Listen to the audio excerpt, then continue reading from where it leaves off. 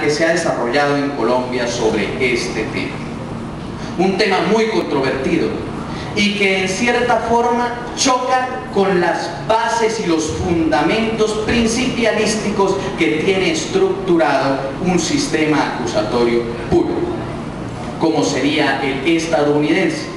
Pero debemos recordar ponencias como la de Tarufo, donde dice que los sistemas acusatorios puros no existen. Únicamente hay sistemas procesales de tendencia acusatoria, como lo que está ocurriendo en nuestro sistema procesal penal colombiano.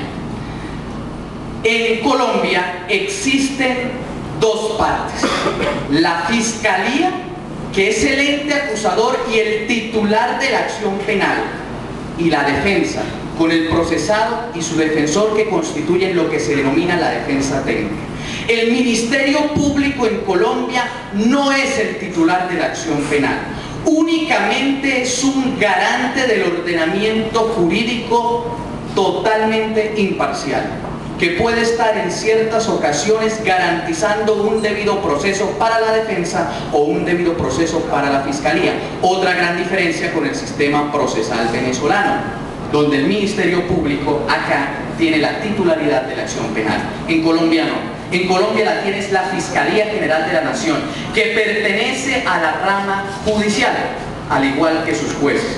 Entonces las partes en Colombia serían Fiscalía y Defensa. Y el Ministerio Público no es parte, es un interviniente, como también lo son las víctimas. Las víctimas en nuestro sistema procesal penal son intervinientes, que tienen facultades de solicitudes probatorias, pero no tienen intervención en la producción de la prueba. Es decir, una víctima no participa en interrogatorios y contrainterrogatorios durante la audiencia del juicio oral y público.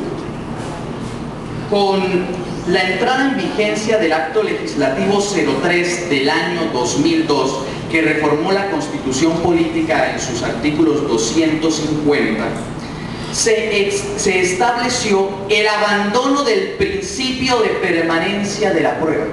¿En qué consistía ese principio de permanencia de la prueba que nos regía anteriormente y que en ciertas instituciones venezolanas aún permanece, de conformidad con el 353 y 358 del Código Orgánico Venezolano, pero que desapareció ese principio de permanencia de la prueba por completo en el sistema colombiano?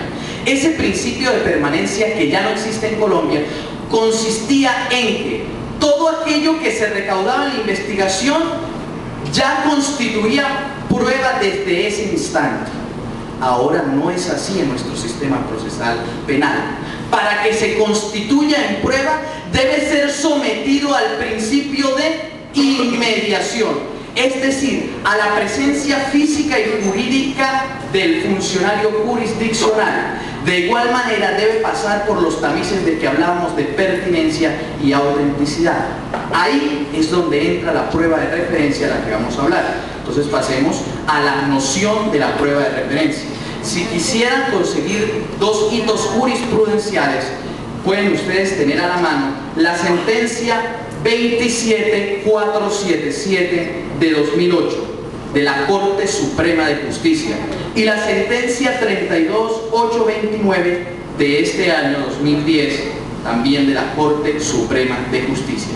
En esa sentencia se recoge todo lo relativo a la prueba de referencia y se hace la estructuración de lo que constituye el sistema procesal en Colombia. Nuestro artículo 437 de la Ley 906 de 2004, que se constituye en nuestro Código de Procedimiento Penal, nos define la prueba de referencia como toda declaración realizada fuera del juicio oral y que es utilizada para probar o excluir uno o varios elementos de delito, el grado de intervención del mismo, las circunstancias de atenuación o agravación. Pero la clave de la prueba de referencia, para comprenderla, es que es una declaración realizada fuera de la audiencia de juicio oral. Recordemos que les dije de forma gráfica que existían dos etapas: investigación y juzgamiento. Cuando estamos en la etapa de juzgamiento y el protagonista ahí es el juez de conocimiento, existen 4 audiencias importantísimas. La primera es la audiencia de formulación de la acusación, que es el acto complejo a través del cual existe una probabilidad de verdad por la cual la fiscalía acusa por una conducta punible típica, antijurídica y culpable a una persona. Después viene la audiencia preparatoria, donde se completa y se termina el denominado descubrimiento probatorio. En esa audiencia preparatoria, que va luego de la audiencia de formulación de la acusación, lo que se hace es descubrir ¿qué? Las evidencias y los elementos materiales probatorios, así como enunciar los medios de conocimiento que utilizaré. Es decir, aún no estamos hablando de admisión de medios de prueba ni de pruebas, que es el concepto que se tiene en la audiencia de acusación según el Código Orgánico Procesal venezolano. Ese tiene como nombre esa fase intermedia en nuestro sistema, audiencia preparatoria. Lo que se hace es preparar la audiencia de juicio oral y público, donde se debatirá la responsabilidad y la existencia del delito en Colombia.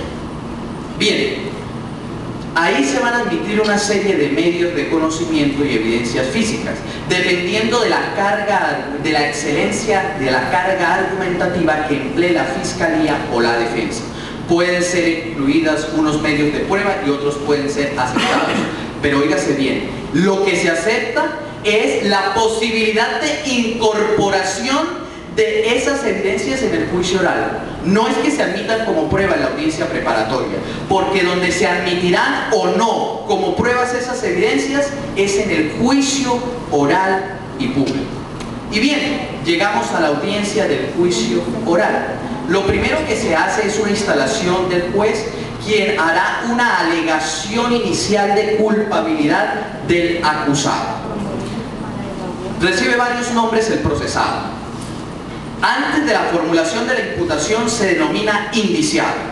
Se formula imputación y comienza la etapa de investigación. Ya deja de llamarse indiciado y pasa a llamarse imputado.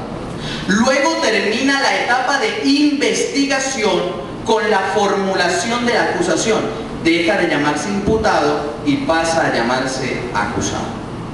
Luego de la sentencia adquirirá el nombre de condenado, en caso tal de que la sentencia sea de responsabilidad. Pero estamos entonces en la audiencia de juicio oral y público. Se le hace saber al acusado los delitos por los cuales se le definió la situación jurídica, la conducta punible por la cual se dice que está siendo investigado y fue finalmente acusado. Él decidirá si acepta o no responsabilidad. En caso tal de que acepte, se le hará saber la rebaja a la que tiene derecho, que es de 1/6 parte fija por los delitos. Las rebajas en el sistema procesal colombiano varían según la etapa en la cual eso ocurra, y es diferente ya el allanamiento al preacuerdo, porque el allanamiento es la aceptación unilateral de cargos. El preacuerdo, como bien lo dice, es un convenio de voluntades, una concurrencia de voluntades entre el ente acusador, es decir, la fiscalía, y el procesado, donde se pueden dar otros beneficios como subrogados penales, es decir, la suspensión condicional de la pena, puede quedar en libertad, o la prisión domiciliaria. Eso es un preacuerdo. En cambio, en el allanamiento lo único que obtiene es rebaja punitiva. Pero bien, les decía que luego de la alegación inicial de culpabilidad, la persona, por supuesto, para efectos de la dinámica que estamos realizando, dirá que es inocente. En tal caso, viene lo que se denomina la declaración inicial.